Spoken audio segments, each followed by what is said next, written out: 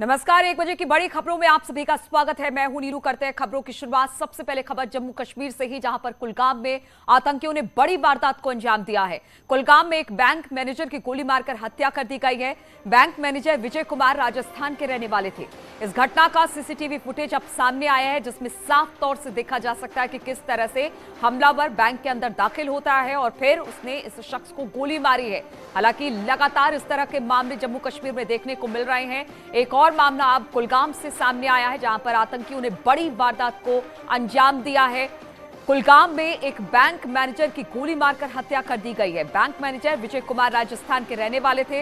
इस घटना का सीसीटीवी फुटेज भी सामने आया है। आप तस्वीरें देख सकते हैं, बैंक में लगा सीसीटीवी, जिसमें इस पूरी वारदात, इस पूरी घटना को जिस तरह से अंजाम दिया गया वो कैद हुआ है। बताया जा रहा है कि जिस बैंक मैनेजर को गोली मारी गई है वो राजस्थान के रहने वाले थे। बैंक मैनेजर विजय कुमार को गोली मारी गई। इस घटना का सीसीटीवी फुटेज अब सामने आया है। जम्मू कश्मीर में इस वक्त बैंक मैनेजर की हत्या के बाद बेहद रोष है। तो कुलगाम से खबर, जहां पर आतंकियों ने बड़ी वारदात को अंजाम दिया है। कुलगाम में एक बैंक मैनेजर की गोली मारकर हत्या कर दी गई है। बैंक मैनेजर विजय कुमार राजस्थान के रहने वाले थे और इस पूरी घटना का सीसीटीवी फुटेज भी सामने आया है।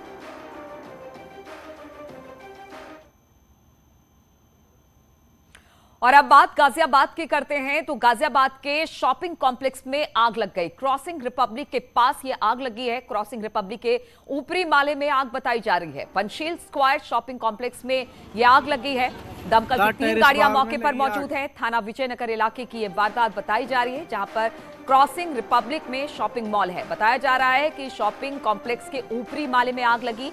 पंचशील स्क्वायर शॉपिंग कॉम्प्लेक्स है, जहां पर यह आग लगी है। हालांकि इस वक्त दमकल की 3 गाड़ियां मौके पर मौजूद हैं और आग बुझाने के काम में जुटी हुई हैं। ये पूरा मामला विजयनगर थाने का बताया जा रहा है। इस वक्त आग बुझाने की कवायद चल रही है।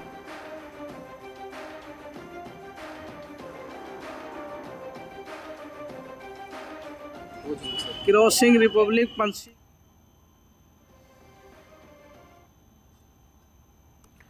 और ग्रेटर नोएडा में अथॉरिटी ने तुसियाना गांव में सरकार ने अवैध कब्जे पर बुलडोजर चलाया है। हम आपको बता दें कि तुसियाना में अरबों रुपए की जमीन का घोटाले का मामला सामने आया था। आरोप के मुताबिक सरकारी जमीन को हड़प कर ग्रेटर नोएडा अथॉरिटी से 100 करोड़ का मुआवजा उठा लिया गया था। इस मामले में एसआईटी के गठन के बाद अब अथॉरिटी ने एक्शन लिया है। जो भी वहां पर जमीन पर कब्जा किया गया था उसे बुलडोजर की मदद से हटा दिया गया है। तो ये पूरा मामला तुसियाना गांव का है, जहां पर सरकार ने अवैध कब्जे पर बुलडोजर चलाया है। तुसियाना में अरबों रुपए की जमीन का घोटाला सामने आया था। बताया जा रहा है कि सरकारी जमीन को हड़प कर ग्रेटर नोएडा अथॉरिटी से 100 करोड़ का मुआवजा उठाया गया था। इस मामले में एसआईटी के गठन के बाद अब अथॉरिटी की तरफ से बड़ा एक्शन लिया गया है।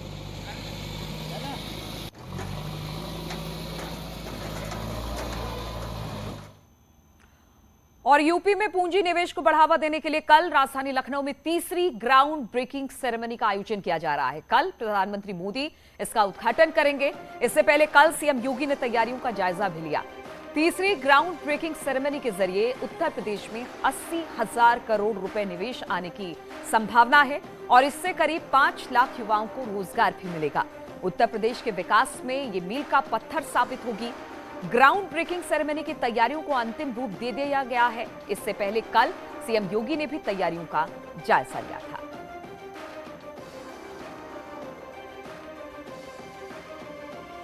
जिस तरह से एयर कनेक्टिविटी और रोड की कनेक्टिविटी और पानी चाहिए, नदियां हैं हमारे पास, ज़मीन है हमारे पास, अच्छा कंज्यूमर मार्केट है हमारे पास, तो आज सबसे अच्छा डेस्टिनेशन बन के उभरा है। और मुझे खुशी है कि देश के बड़े उद्योग घराने, दुनिया की बड़ी बड़ी मल्टीनेशनल कंपनियां हमारे यहाँ उत्तर प्रदेश में इन्वेस्ट कर रही हैं।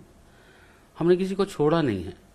हमारे जो घरेलू, सूक्ष्म, मध्यम और लघु उद्योग हैं, इनमें भी बहुत उत्साह है और बहुत उत्साह के साथ बड़ी संख्या में वो भी इन्वेस्ट कर रहे हैं, इस ग्राउंड ब्रेकिंग सेरेमनी में शामिल हो रहे हैं। ग्राउंड ब्रेकिंग सेरेमनी पार्ट 3 में शामिल होने के लिए लखनऊ आ रहे प्रधानमंत्री मोदी मेन हॉल में जाने से पहले इस हॉल में आएंगे। इस हॉल में खास तौर पर एक प्रदर्शनी लगाई गई है जो अलग अलग कंपनियों की ओर से लगाई गई है। पीएम मोदी जैसे ही आईजीपी यानी कि इंदिरा गांधी प्रतिष्ठान पहुंचेंगे, सबसे पहले वो यहां पर आएंगे। देखिए आप यहां पे फ्लिपकार्ट से लेकर सिडबी से लेकर अलग अलग जो कंपनियां जिनके शोरूम्स लखनऊ में भी हैं, प्लांट्स अलग अलग जिलों में हैं, वो अपनी ओर से ये बताएंगे कि वो किस तरीके से यूपी में काम कर रहे हैं और कैसे यूपी के लोगों को इसी के जरिए रोजगार देने का प्रयास किया जा रहा है, कैसे यहां पर रोजगार के साधन उपलब्ध करवाए जा रहे हैं। ओडी ओपी से लेकर अलग अलग जिलों की जो कलाकृतियां हैं या फिर कंपनियां हो, वो सब यहां पर अपने जो एक तरीके से उनको एक प्लेटफॉर्म दिया गया है ताकि वो यहाँ पर मौजूद रहें। और जितने भी लोग पूरे देश के कोने कोने से यहाँ पर आ रहे हैं ग्राउंड ब्रेकिंग सेरेमनी को देखने के लिए, समझने के लिए, चाहे वो उद्योगपति हो, चाहे वो सामान्य फैमिलीज हो, वो ये समझ पाए कि यूपी में किस तरीके का माहौल है, क्या क्या चीजें यहाँ पर पहले से उपलब्ध है, क्या करने का प्रयास सरकार की ओर से, कितनी कंपनियों ने यहाँ पे इन्वेस्टमेंट किया है, यूपी में किस तरीके का माहौल है और क्या उनके लिए फायदा है यहाँ पर आने को लेकर, उसको देखते हुए मेन हॉल के इतर, मेन हॉल तो वो है जहां पर पीएम मोदी लोगों को संबोधित करेंगे, उद्योगपतियों की मौजूदगी वहां पर होगी, पीएम मोदी के साथ उनका इंटरेक्शन होगा, लेकिन उसके पहले वो यहां पर आएंगे, पीएम मोदी की भी मौजूदगी यहां पर होगी। कहा यह जा रहा है कि करीब पीएम मोदी 10 मिनट तक इस एग्जीबिशन में मौजूद रहेंगे और औद्योगिक विभाग की ओर से पीएम मोदी को यह ब्रीफ किया जाएगा कि यूपी सरकार की ओर से अब तक इन्वेस्टमेंट के लिए क्या कुछ काम किया गया है, कितनी कंपनियां यहां पे वर्क कर रही हैं और यूपी सरकार की ओर से उनको किस तरीके से उनके लिए एक केक वॉक तैयार किया गया है, एक प्लेटफॉर्म तैयार किया गया है, एक अच्छा माहौल देने का प्रयास किया गया है ताकि कंपनियां यहां पर आकर के अपने उद्योग लगाएं, प्लांट लगाएं और यूपी के विकास को ज्यादा रफ्तार मिल सके। यानी कि मेन हॉल के इतर ये एग्जीबिशन वाला जो कैंपस देख रहे हैं आप, ये अपने आप में काफी महत्वपूर्ण हो जाता है जहां पर पीएम मोदी की भी मौजूदगी होगी ग्राउंड ब्रेकिंग सेरेमनी के कार्यक्रम के बीचों बीच। अनामिका सी न्यूज़ 18 लखनऊ। और ग्राउंड ब्रेकिंग सेरेमनी से पहले डिनर का आयोजन किया गया है। सीएम आवास पर आज डिनर का आयोजन किया गया है जिसमें उद्योगपति घरानों के प्रमुख शामिल होंगे। इसमें कई कंपनियों के सीईओ, एमडी भी शामिल होंगे। दोनों डिप्टी सीएम, उद्योग मंत्री भी इसमें मौजूद रहेंगे। तो कल ग्राउंड ब्रेकिंग सेरेमनी से पहले आज रात्रि भोज का आयोजन किया गया है सीएम आवास पर, जिसमें बताया जा रहा है कि प्रमुख जो कंपनियां हैं उनके सीईओ और एमडी शामिल होंगे। दोनों डिप्टी सीएम और उद्योग मंत्री भी इस रात्रि भोज में शामिल होने वाले हैं। और ग्राउंड ब्रेकिंग सेरेमनी के लिए लखनऊ आने वाले खास मेहमानों को खास तोहफे भी दिए जाएंगे। उत्तर प्रदेश सरकार की तरफ से मेहमानों के लिए गिफ्ट तैयार करवाए गए हैं। ओडीओपी के तहत बुलंदशहर के खुर्जा से तैयार करवाए गए सेरेमिक के मग और बरेली के बिड वर्क के कोस्टर को खास तौर से डिजाइन करवाया गया है। इसके अलावा बांदा के शजर के कफलिन भी खास तौर पर डिजाइन करवाए गए हैं।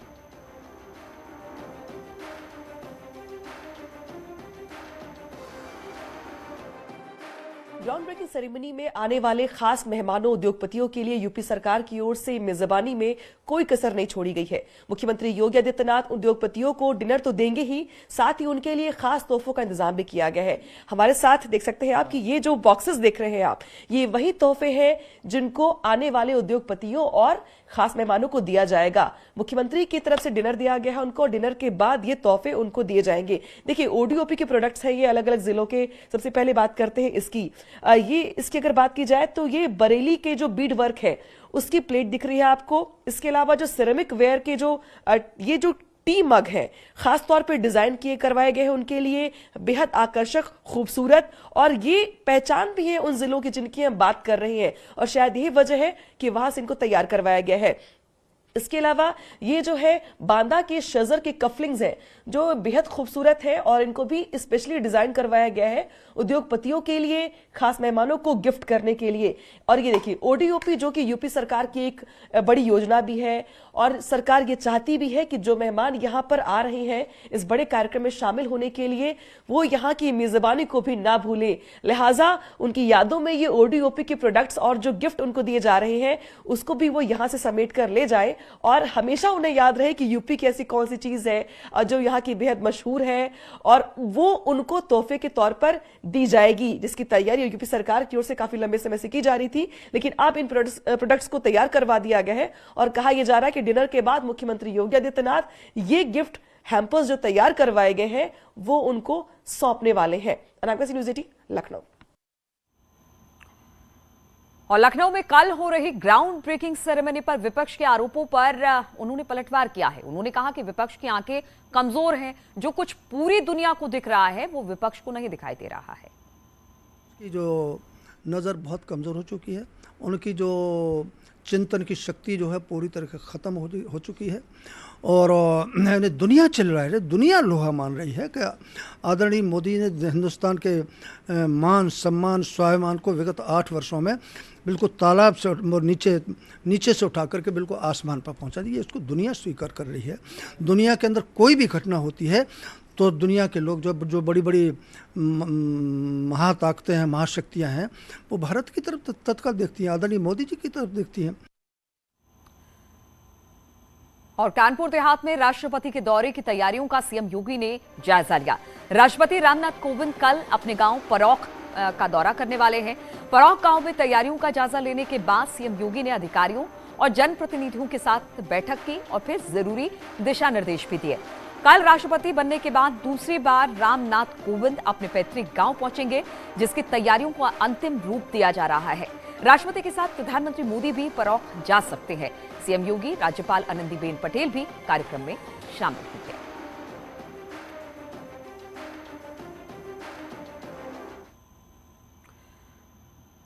बीजेपी के राज्यसभा सांसद हरनाथ सिंह ने मुसलमानों से ज्ञानवापी और शाहीदगाह पर अपना अधिकार छोड़ने की अपील की है। उन्होंने कहा कि मुसलमान भी भगवान रामकृष्ण और शिव के वंशज हैं, इसलिए मुसलमानों को दिल बड़ा करना चाहिए।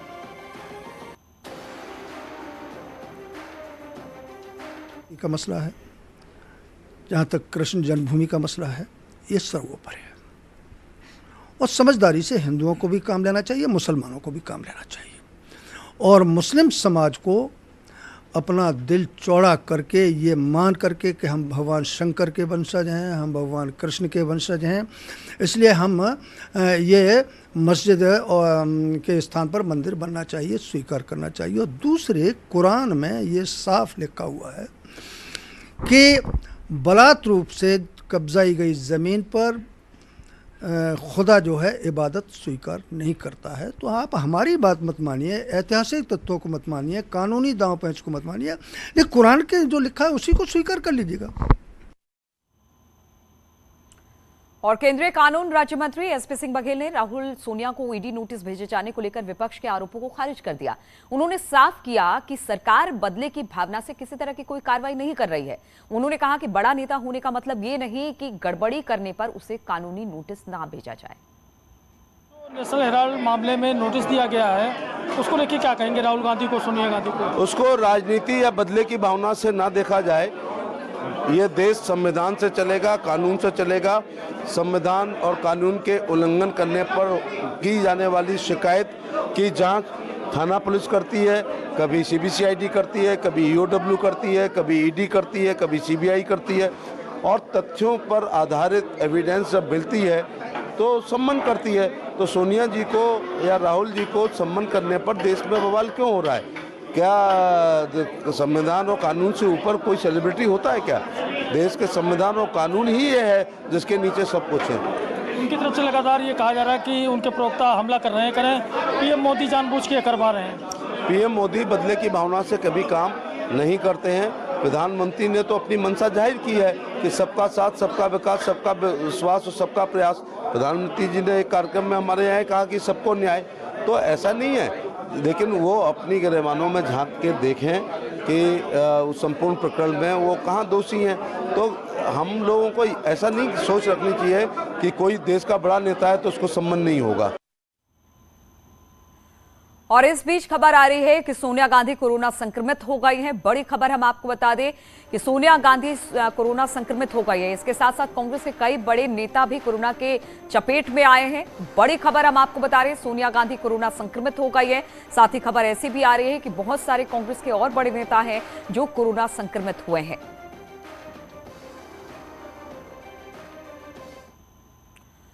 और राहुल गांधी ने ईडी को भेजा है मेल, पूछताछ में शामिल होने के लिए मोहलत मांगी है। राहुल ने खुद के विदेश में होने की बात कही है। देश लौटने पर जांच में शामिल होने की बात राहुल की तरफ से लिखी गई है। नेशनल हेराल्ड मामले में नोटिस भेजा गया था सोनिया गांधी और राहुल गांधी को। ईडी को मिला है राहुल गांधी का ईमेल, जिसमें उन्होंने कुछ मोहलत, कुछ वक्त मांगा है ईडी से।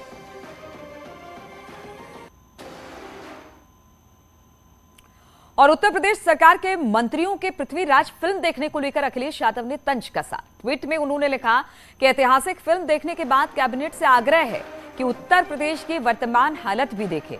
इतिहास के ओट में वर्तमान की रोटी नहीं बन सकती है, आटे से वर्तमान की रोटी नहीं बन सकती है। तो इस तरह का ट्वीट सामने आया है अखिलेश का। एक बार फिर से आपको ट्वीट बताते हैं। अखिलेश ने लिखा है कि ऐतिहासिक फिल्म देखने के बाद कैबिनेट से आग्रह है कि उत्तर प्रदेश की वर्तमान हालत भी देखे। इतिहास के आटे से वर्तमान की रोटी नहीं बनती है। और थोड़ी देर में होगा केके का अंतिम संस्कार। वर्सोवा में अंतिम संस्कार केके का किया जाएगा। मुंबई में केके की अंतिम यात्रा इस वक्त निकल रही है। तस्वीरें हम आपको दिखा रहे हैं। कल बताया जा रहा था कि दिल का दौरा पड़ने से केके का निधन हो गया। थोड़ी देर में केके का अंतिम संस्कार भी किया जाएगा। इस वक्त वर्सोवा से केके का अंतिम संस्कार वहां पर किया जाएगा। मुंबई में केके की अंतिम यात्रा निकल रही है, जिसमें भारी संख्या में लोग मौजूद हैं। सीधे तस्वीरें हम आपको दिखा रहे हैं। थोड़ी देर में केके का अंतिम संस्कार किया जाएगा। कल जिस तरह से दुखद खबर सुबह इस पर आई कि केके की मौत हुई, बताया जा रहा था एक कॉन्सर्ट के दौरान देर रात, यानी बुधवार की देर रात की बात है जब केके को हार्ट अटैक आया। हालांकि अभी पोस्टमार्टम रिपोर्ट का इंतजार किया जा रहा है, क्योंकि इस पूरे मामले में पुलिस छानबीन भी कर रही है।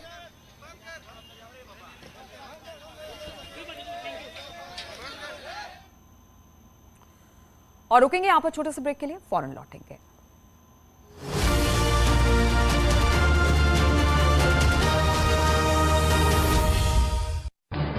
इस न्यूज हेडलाइंस के प्रायोजक पेट सफा आयुर्वेदिक जूस। पेट सफा, हर रोग दफा।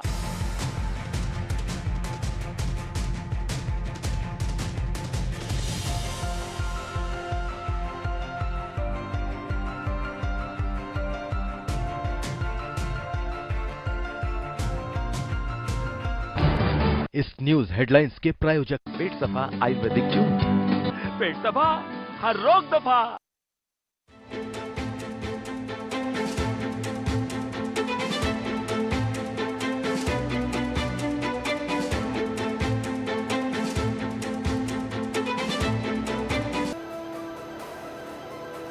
श्री कृष्ण जन्मस्थान के 10 किलोमीटर परिधि में शराब बियर की बिक्री बंद, दुकानों पर लगाए गए ताले। नोएडा में सेक्टर 45 में खाली मैदान में रखे प्लास्टिक के सैकड़ों पाइप जलकर खाक, अंडरग्राउंड पाइपलाइन बिछाने के लिए रखे गए थे पाइप। लखनऊ में 30 साल के सुधीर की हत्या का खुलासा, छोटा भाई निकला हत्यारा, जमीन के बंटवारे को लेकर हत्या। बिजनौर गैंगस्टर एक्ट के तहत बदमाश पर पुलिस ने कसा शिकंजा, 10 लाख रुपए अचल संपत्ति कुर्क। मुजफ्फरनगर में ऑपरेशन क्लीन लगातार जारी, 2 डकैत चढ़े पुलिस के हत्थे, बदमाश के पास एक तमंचा, कारतूस और चोरी की बाइक बरामद। रायबरेली में 6 क्विंटल गांजा बरामद, ओडिशा से पंजाब तस्करी कर ले जा रहे थे बदमाश। बुलंदशहर में पुलिस ने गांजा तस्करों पर कसा शिकंजा, कब्जे से 16 किलो गांजा बरामद। बुलंदशहर में बिना रजिस्ट्रेशन के नर्सिंग होम का संचालन जारी, जिला प्रशासन ने किया सील, आगे की कार्रवाई जारी। बस्ती में 2 बदमाशों ने कार में सवार 3 लोगों पर की ताबड़तोड़ फायरिंग में 2 लोगों को लगी गोली, एक की हालत गंभीर। मेरठ में दूध व्यापारी की गोली मारकर हत्या, परिजनों की तहरीर के आधार पर केस दर्ज। बुलंदशहर में 6 साल के बच्चे के अपहरण का 12 घंटे में खुलासा, बच्चे के पिता के दोस्त ने रची थी साजिश।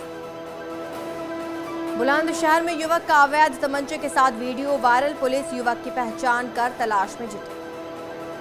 लखीमपुर खीरी में 32 किसानों में खुशी की लहर दौड़ी, भूमाफिया के कब्जे से वापस मिली जमीन। बागपत में किसानों ने किया धरना प्रदर्शन, विद्युत मीटर के विरोध में धरने पर बैठे। अम्बेडकर नगर में बस यात्रियों की जान से खिलवाड़, सड़क पर दौड़ रही 22 खटारा बसें। प्रतापगढ़ में दो पक्षों में जमकर मारपीट, पुलिस से शिकायत करने पर मुकदमा दर्ज नहीं हुआ। बरेली में डायल 112 पर रिस्पांस देने में यूपी पुलिस सबसे आगे, लगातार 8वें बार यूपी में पहले नंबर पर कब्जा। फतेहपुर में अवैध हथियार फैक्ट्री का भंडाफोड़, फैक्ट्री से 14 तमंचे और भारी मात्रा में उपकरण बरामद। उन्नाव में महिलाओं ने समझौता कराने के दौरान सिपाहियों से की मारपीट, मुकदमा दर्ज। जौनपुर में नकली पेंट बनाने वाले कारोबार का भंडाफोड़, पुलिस केस दर्ज कर मामले की जांच में जुटी। संभल में गंगा घाट पर हुई प्रसाद विक्रेता की हत्या का पुलिस ने किया खुलासा, हत्यारोपी साधु गिरफ्तार। अयोध्या में अध्यापिका की दिन दहाड़े चाकू से गोदकर हत्या, पुलिस शव को कब्जे में लेकर जांच में जुटी।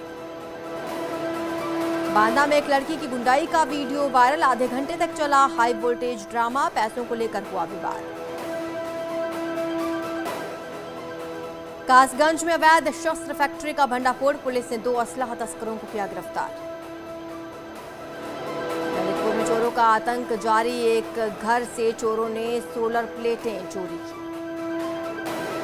बाराबंकी में खेत में पेड़ काटने को लेकर 2 पक्षों में विवाद, लड़की की गोली मारकर हत्या, 2 घायल।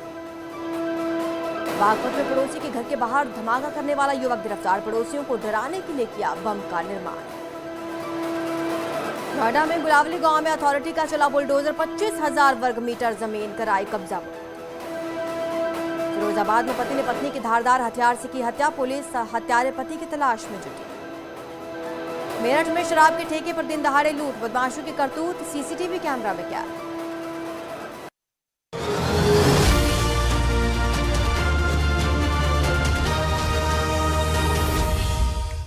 और खबर हापुड़ से है, जहां पर धौलाला थाना क्षेत्र के देहरा गांव में कार से स्कूटी टकराने को लेकर 2 पक्षों में विवाद हो गया। इसके बाद दोनों पक्षों ने एक दूसरे पर जमकर पथराव किया। इसमें एक व्यक्ति घायल हुआ है। वहीं पथराव का वीडियो अब सोशल मीडिया पर वायरल हो रहा है। पुलिस के सामने भी दोनों पक्षों के लोग एक दूसरे पर पथराव करते रहे। पुलिस वायरल वीडियो के आधार पर आरोपियों को चिन्हित करने में जुट गई है।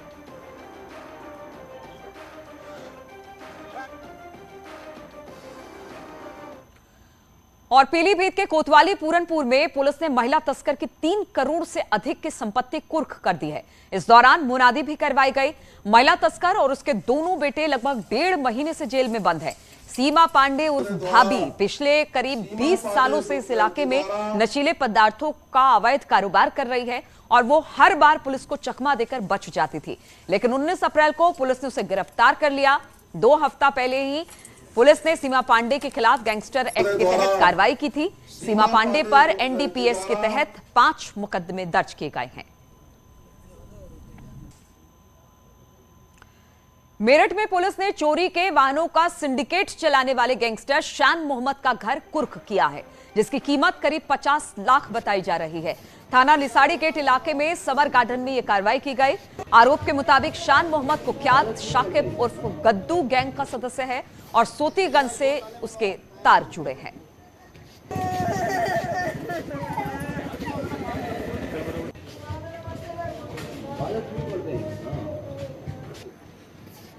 पश्चिमी उत्तर प्रदेश के सबसे कुख्यात बाजार सोतीगंज पर लगातार कार्रवाई का दौर जारी है। आज फिर कुर्की की कार्रवाई की गई है। ये शानू का घर है जो यहाँ का कुख्यात है और जो शाकिब गैंग का सदस्य है। शानू पर 5 मुकदमे दर्ज है, जिसकी विवेचना प्रतापपुर से की जा रही थी और आज उसी मामले में कुर्की की एक बड़ी कार्रवाई की जा रही है। शानू का घर है जिसको पुलिस ने अब कुर्क कर लिया है। कुछ ही देर में पुलिस यहाँ पर अपना ताला जड़ देगी, जिसके बाद सीलिंग की कार्रवाई की जाएगी। मैं आपको तस्वीरें दिखा सकता हूँ कि भारी फोर्स यहाँ मौजूद है और शानू जो है, शान मोहम्मद इसका नाम है, शाकिब गैंग का सदस्य है और ये पश्चिम उत्तर प्रदेश से वाहन चोरी कराकर और उन्हें काटने का धंधा करता था। इसके तार सोतीगंज से जुड़े हुए हैं। सोतीगंज के कई गैंग में ये भी शुमार था और शाकिब गैंग का मुख्य सदस्य माना जाता है। हमारे साथ खुद एएसपी मौजूद है। सर, स्वागत आपका न्यूज़ 18 पे। ये बताएं कितनी बड़ी कार्रवाई है और क्या इस दिशा में लगातार पुलिस कार्रवाई कर रही है? देखिए, ये जो कार्रवाई हो रही है 14(1) गैंगस्टर एक्ट के अंतर्गत कार्रवाई हो रही है। ये शान मोहम्मद सन ऑफ मंगत खान की संपत्ति का 14(1) के अंतर्गत जब्तीकरण किया जा रहा है। ये शाकिब उर्फ गद्दू के गैंग का एक सदस्य है जो कि सोतीगंज में चोरी वाहनों को चोरी करना एवं चोरी के वाहनों को काटना बेचना इसका काम करता था। एक सक्रिय सदस्य। भवन निर्माण प्रक्रिया में शुरू से अंत तक निर्माण के कई चरण शामिल होते हैं। आइए इसके बारे में जानते हैं। घर एक ऐसी संपत्ति है जो पीढ़ी दर पीढ़ी आपका साथ देती है। इसीलिए घर को मजबूत बनाए रखना सबसे जरूरी है। उसकी नींव, जिसका प्राथमिक उद्देश्य होता है घर को स्थिरता प्रदान करना और किसी भी प्राकृतिक आपदा यानी आंधी, तूफान, भूकंप आदि से बचाना।